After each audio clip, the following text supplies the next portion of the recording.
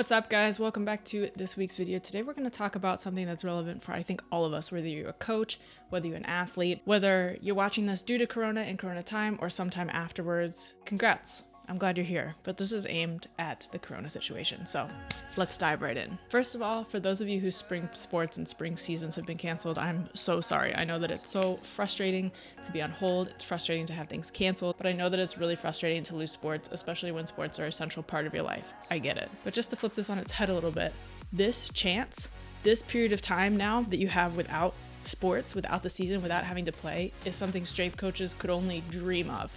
We've often talked about, at least in my groups with my colleagues, how nice it would be to stop sports for a year and have athletes just get better. These days, sports, especially soccer, are extremely athletic, and so it's hard for athletes who don't have an athletic background or a strength and conditioning background, what we call a training age of above, say, 5 years old, to actually really be competitive at some level.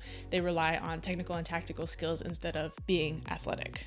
And that's why at White Lion, I always emphasize, we need to bring it back from being a good soccer player to being a really good athlete. The best athletes in the world are really good athletes, and that then they're also technically and tactically gifted at their sport, right? They practice then their sport skills. But first of all, they're a strong, healthy person who's a really great athlete, right? And covers, they're strong, they're fast, they're powerful, they have endurance, and they're a good athlete, and then they're a good sport player. So now is your chance to step back from being a soccer player for a while and really focus on becoming a great athlete. Now, for those of you whose seasons are just on hold, this is a little bit complicated, but for those of you who have had your seasons frozen completely or canceled, etc., look at the start date of when your next preseason is and think, you have so much time to improve, to get stronger, to get faster, to improve your endurance, to raise your baseline of fitness up to here when it used to be here, and come out as a monster. Not only is it a great time to improve your physical fitness baseline or your general physical preparation,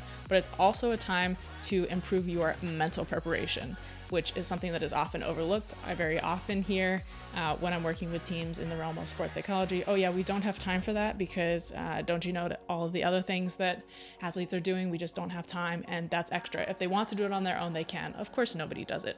Now we have time. Now we have nothing but time. So let's say that your season is over now and you now need to figure out what you're doing with your life and your training. The first thing you need to know is this: just because it's Corona time, doesn't mean you get to just mess around. Yes, I totally understand stress is a huge factor and we need to pay attention to that and we need to program according to that, but you still need to program.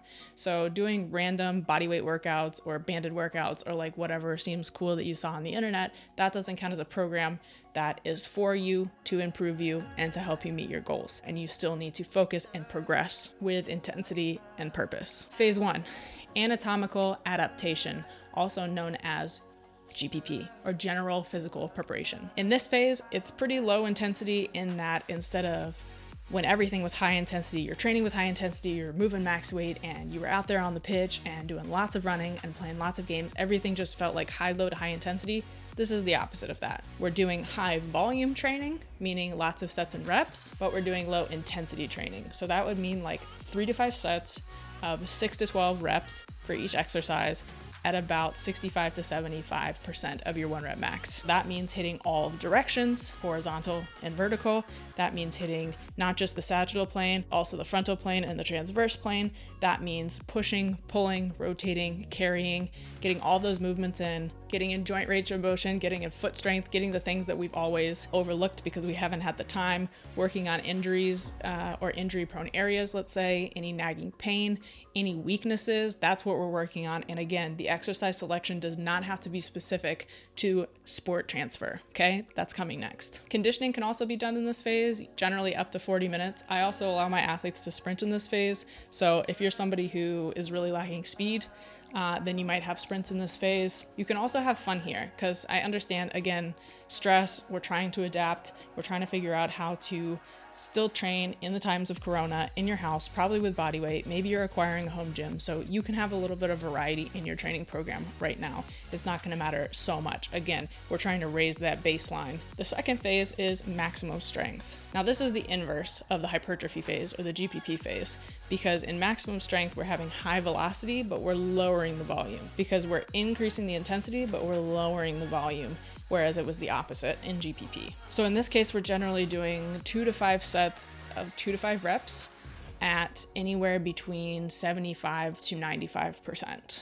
The main thing here is that the intensity is going up. Like, you're actually working off your 1 repetition maximum and getting close to it, to the point where you should be getting adaptations, you should be getting stronger. That's the goal of this phase, is to work off everything that we did before, all those anatomical adaptations to make your whole body stronger. In this phase, it's also okay to do long, steady state conditioning. I'm not a huge fan of it, but you can theoretically do it. And again, in this phase, it's not something that you really need because we're not playing at this point. The whole goal is to get you stronger.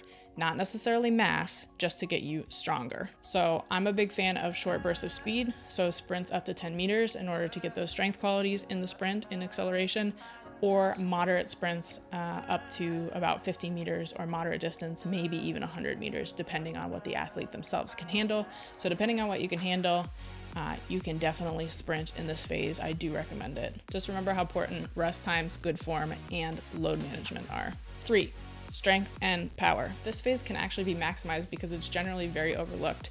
A lot of people don't even have off seasons. In Europe, we have a total of 6-week off season, 2 of which are everybody's on vacation. The other 4 people are like doing lots of running and then not really anything else. If you've never had a really good strength block, you might be spending a lot of time in the maximum strength block, because maximum strength does transfer into speed and power, and that's what comes next. So phase 3, speed and power. Here, the volume is low, as it always is in speed and power. Your intensity, however, is moderate to very high, because again, when we sprint, it's the most aggressive thing that the body can do. Also jumping, throwing, those things are very aggressive, take a lot of effort. So we're gonna rest a lot in between sets. We're gonna keep the volume down, but the intensity is very high. And in this phase, we're gonna see a lot of sprinting, jumping, throwing, speed lifts. That could be bands, chains, or we might be using eccentrics, so slow on the way down, exploding back up. However, at this time, it's really important to maintain maximal strength, and this should still be considered preseason, and I wouldn't really start this phase on your own until you have a date for when your season is gonna start again,